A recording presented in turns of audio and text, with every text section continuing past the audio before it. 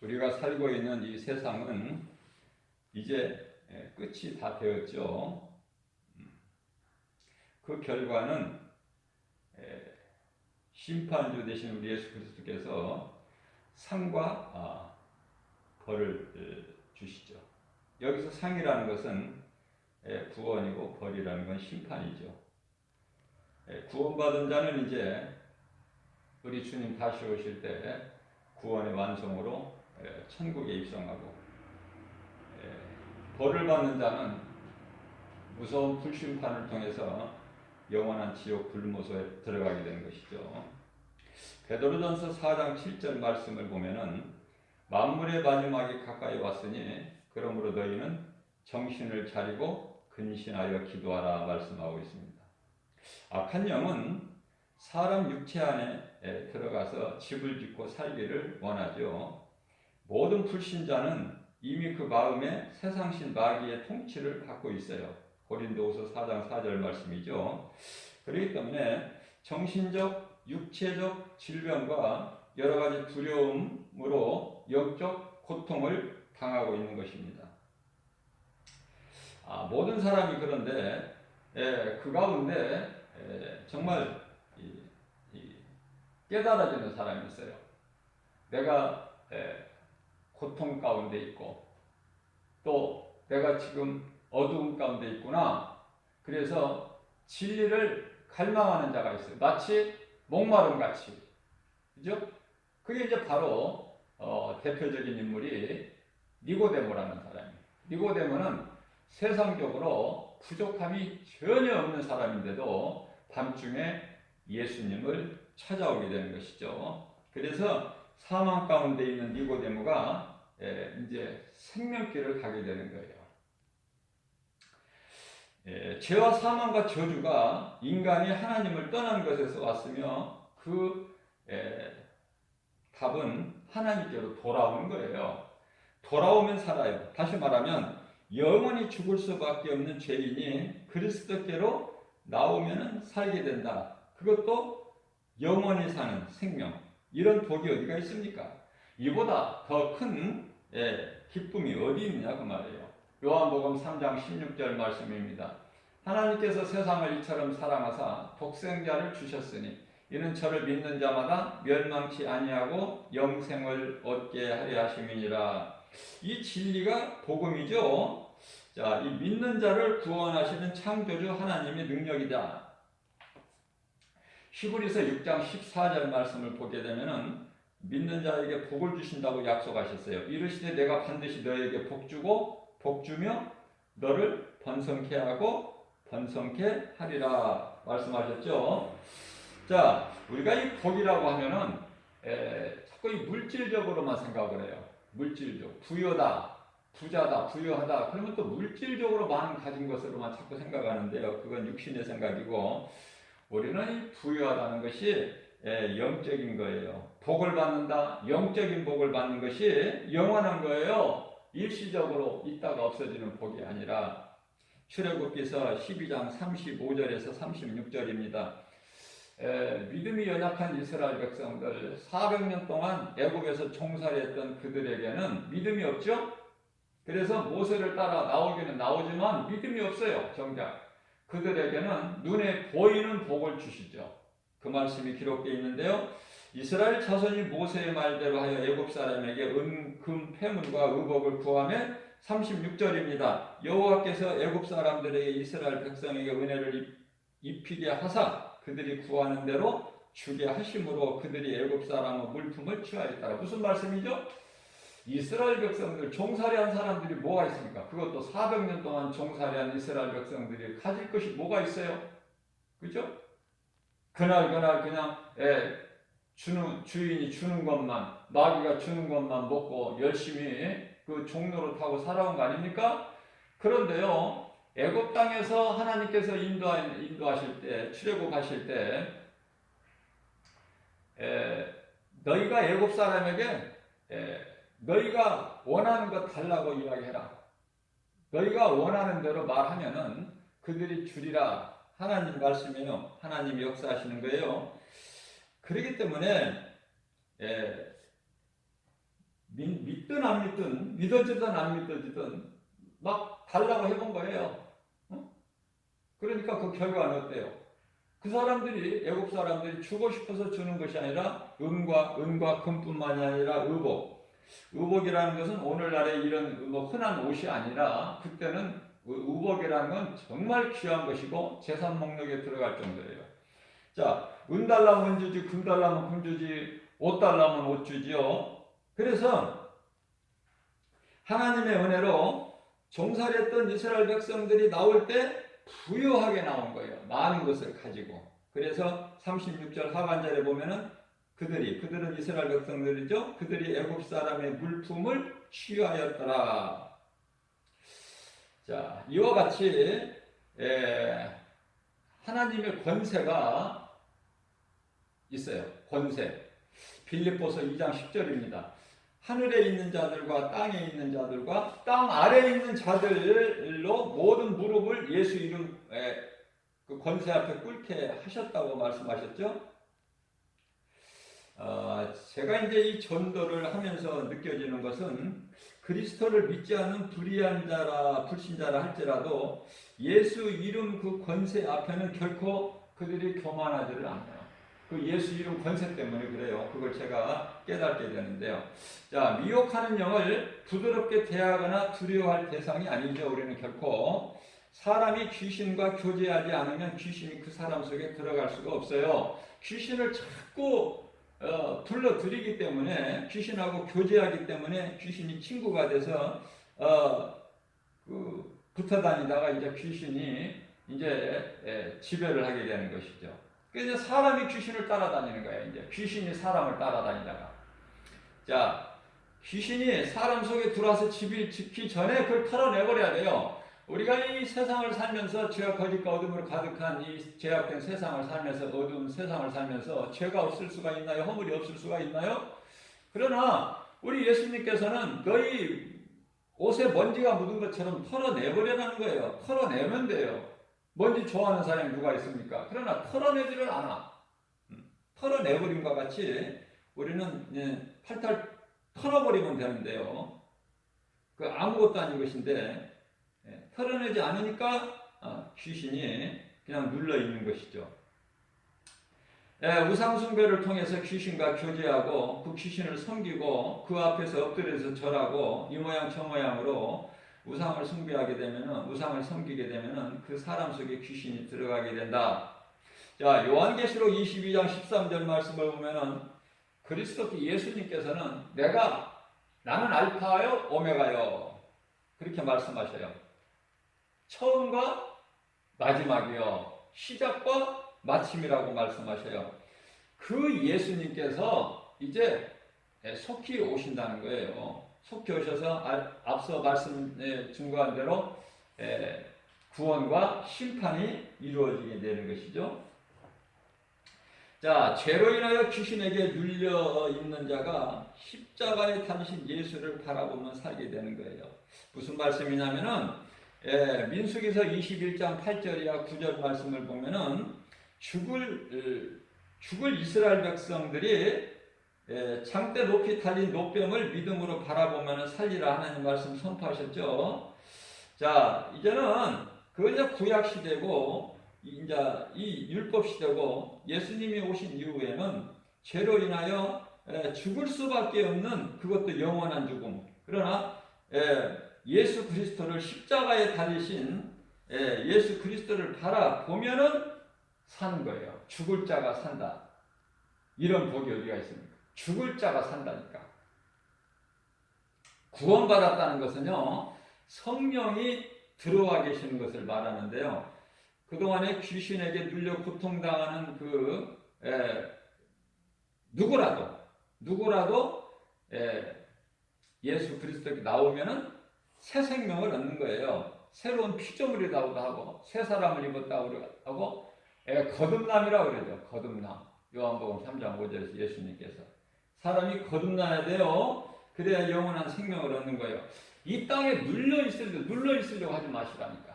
눌려 있는 것이 아니야. 영원한 것이 아니야. 여기서 땅은 잠시 우리가 그냥 쉬었다 가는 거예요. 잠시 거쳐가는 하나의 과정이다, 과정. 자, 우리가 영원히 사는 장막집은 하나님 나라의 천국에 있어요. 사람의 손으로 짓지 않는 하나님께 지으신 영원한 장막집이 예비되어 있다고 고린도후서 5장 1절에서 말씀하고 있는 것입니다. 자, 이와 같이 귀신에게 눌려 고통당하는 이웃을 위해서 우리는요, 어떻게 해야 돼요? 이 복음을 전해야 돼요. 기도하는 마음으로. 그 이웃을 사랑하는 마음으로. 이때 그 사람 이름을 부르면서 복음의 빛을 가리고 그 마음을 미혹하고 해방하는 그 더러운 귀신 있죠? 그 귀신에게 명령하면 되는 거예요. 더러운 귀신아, 우리 예수님께서 가르쳐 주셨잖아요. 더러운 귀신아, 내가 예수 그리스도 이름으로 명하노니 그에게서 나와라, 떠나가라. 선포하면 나가는 거예요. 귀신에 의한 질병까지도 깨끗하게 치료되는 거예요. 아람 군대장관 나만이 불치병이죠. 이 나병이라는 건 불치병이에요. 오늘날에도 이 불치병이 많죠. 자, 귀신에게 의한 병이라고 우리 예수님께서 말씀하시는 거예요. 어떠한 병이라도 몇 년 되었던 어떤 병이든 예수 권세 이름으로 명령하게 되면은 귀신이 떠나가고 죄로 인하여 오게 되는 모든 질병은 다 치료가 임하는 거예요. 그렇기 때문에 우리가 이 기도할 때 야고보서 5장 16절 말씀을 통해서 그러므로 너희 죄를 서로 고백하여 병이 낫기를 서로 기도하라. 의인의 간구는 역사하는 힘이 크다고 예수님 말씀하셨습니다. 자, 우리가 한 가지 알아야 될 것은 우리가 기도를 하면서 믿음으로 하는 것이죠. 의심하는 마음이 있으면 구하지 말라 그러셨어요. 야고보서 1장 6절 말씀, 의심하는 자의 기도는 마치 바람에 밀려 요동치는 바다 물결과 같다. 그렇게 응답도 없어요. 이러한 것을 우리가 말씀을 통해서 깨닫고 기도할 때는 믿음으로 기도하는 것이 구하는 것이고요. 우리가 이 예수 그리스도를 믿음으로 바라보는 거예요. 구경하는 것이 아니라, 십자가를 구경하는 것이 아니라 믿음으로 바라볼 때 그 구원의 능력이 임하는 거예요. 사람이 창조되기 전에 세상에 사탄의 왕국이 세워졌어요. 사람이 창조되기 전에 세상에 사탄의 왕국이 세워졌다. 세상에는 사탄의 왕국이 세워졌다. 자, 그래서 골로새서 1장 16절 말씀을 보게 되면 눈에 보이는 것뿐만 아니라 눈에 보이지 않는 것까지도 하나님께 창조하셨다고 말씀하셔요. 자, 그래서 이 가장 피조물 중에 먼저 창조된 것이 천사인데요. 천사 타락으로 인해서 하늘에 큰 전쟁이 있었고 이제 미가엘에게 이제 패하고 마귀가 있을 데가 없어서 타락한 천사 마귀 사탄 루시퍼가 이제 하늘로부터 쫓겨나죠. 그래서 이제 이 공중 권세 잡은 자라고 그러죠. 왕국이 세워진 거예요. 사탄의 왕국이. 그 임금 노릇이 에베소서 2장 1절 이하 3절까지 말씀하시는데요. 공중 권세를 잡은 자들에게 이제 지배를 당하고 있는데 요한일서 5장 18절 19절 말씀을 보면은 세상 임금은 마귀다 이렇게 말씀을 하고 있는 거예요. 거짓된 자 배후에는 반드시 마귀가 있어요. 우리가 이 세상을 살아가면서 어떠한 모든 단체나 어떤 그 개인이나 어떤 나라나 마찬가지예요. 그 어둠의 세상 주관자들은 미혹하는 영인데 그 마귀가 세상에서 왕노릇하기 때문에 그 미혹하는 악한 영들이 그 뒤에 조종하고 있는 거예요. 그 사람을 통해서 어떤 환경을 통해서. 자, 이같이 그들의 우두머리는 마귀요 그 세상 임금이다. 자, 이들이 주관하지 못하는 곳은 빛이 있는 곳으로 그 빛의 자녀들을 말하는 거예요. 복음이 전파되는 곳, 빛이 비춰지는 곳. 그렇기 때문에 이 복음이라는 것은 그 능력은 놀랍도록 아주 위대하고 대단하죠. 자, 이 말씀과 관련하여 요한일서 2장 15절 이하 17절 말씀을 보게 되면은 이런 말씀들이 깨달아질 때 우리가 살고 있는 이 세상이 우리가 사랑해야 될 것이 아니구나. 세상 거 우리가 좋아할 것이 아니구나. 이게 깨달아진단 말이죠. 그래서 너희는 이 세상이나 세상에 있는 것들을 사랑하지 말라. 이것은 하나님께로부터 온 것이 아니라 마귀로부터 온 것이라고 말씀하고 계세요. 세상으로부터 온 거예요. 세상 임금이 마귀이기 때문에. 자, 그래서 구원받은 성도는요, 세상을 사랑하는 것이 아니라 하나님을 사랑해야 되는 거예요. 세상을 내가 사랑하게 되면은 노쇠처같이 돼버려요. 미련을 못 버려요.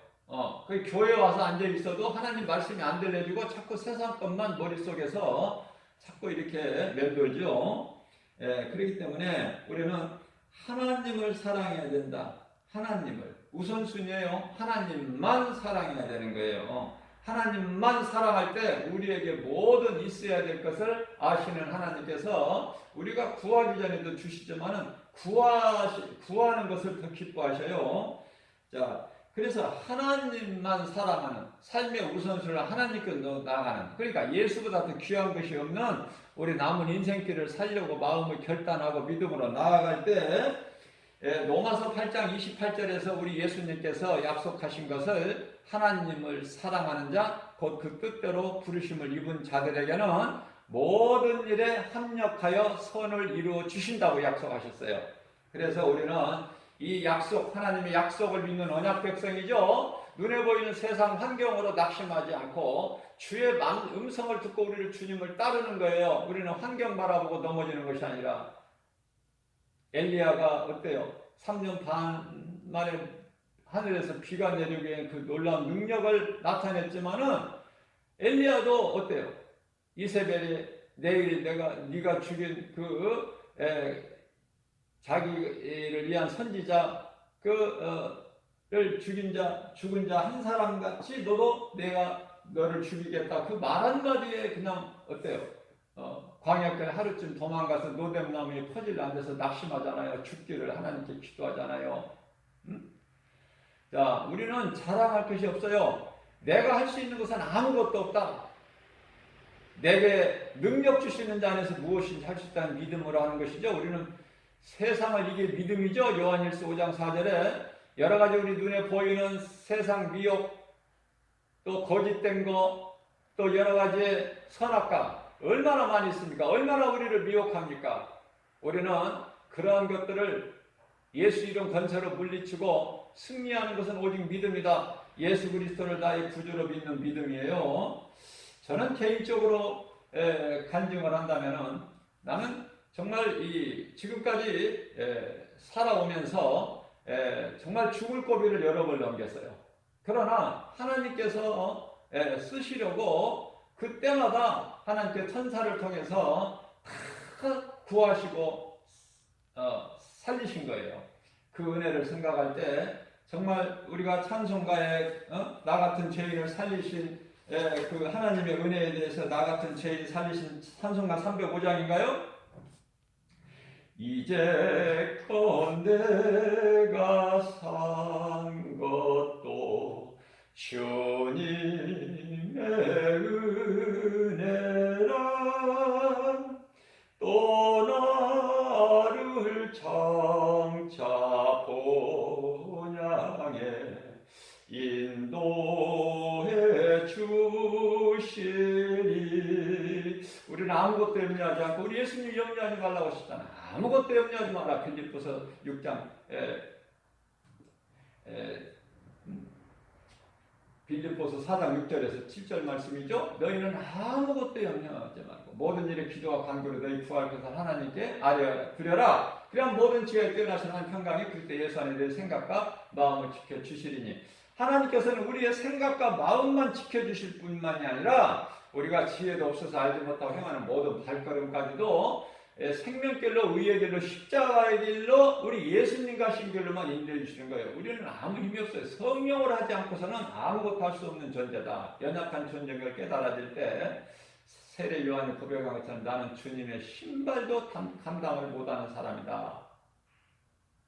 그런 고백이 나오는 거예요. 다윗같이 내가 주님께 범죄하지 아니하려고 주의 말씀을 내 마음속에 두었나이다. 시편 119편의 11절 말씀이죠. 고난도 유익이라고 그랬어요. 사도 바울이 그 신앙을 본받아서 그 정말 어떠한 어려운 환경 속에서도 굴하지 아니하고 세상 환경 바라보지 않고 앞에 계신 예수 그리스도 푯대를 향하여 생명까지도 아끼지 않아 나간 거 아닙니까? 그 사명을 감당하는 거 아니에요? 세상은 우리에게 여러 가지 두려움을 주지만은 우리는 주님 바라보고 나아가게 되면 내게 능력 주시는 자 안에서 성령이 나와 함께 하시기 때문에 강하고 담대하게 나갈 수 있는 거예요. 그래서 우리가 주님이 주시는 건강, 젊었을 때 힘이 있을 때 더 우리가 열심히 일을 해야 돼요. 그래서 그 일이라는 것은 선을 행하는 일인데 주님을 찬송하는 일인데요. 하나님 사랑과 이웃 사랑이죠. 주님 기뻐하시는 일을 우리가 정말 힘써서 열심히 하고 말씀드린 대로 주님이 내게 주신 능력으로 건강으로 믿음으로 은사로 지혜로 성령 충만함으로 그죠? 다른데 헛된 세상 거 구하지 말고 세월 아끼라고 예수님 말씀하셨어요. 에베소서 5장 16절에서 18절 때가 악하기 때문에 이제 다 됐어요. 때가. 그렇기 때문에 이런 영분별의 능력을 가지고 이제는 구별된 삶을 살아야 돼요. 오직 주님만을 위하고. 그리고 오늘 또 이 시간에도 사망길로 가고 있는 그들이 사망길인 걸 알지 못하고 가고 있단 말이죠. 예수가 그리스도인 걸 모르기 때문에 예수님을 십자가에 못 박은 것 같이 모르고 진리를 모르기 때문에 사망길로 가고 있는 영혼들을 사랑하는 마음으로 누구에게라도 이 복음을 전해서 그들을 살려야 되지 않겠습니까? 이것이 가장 이게 큰 사명이죠.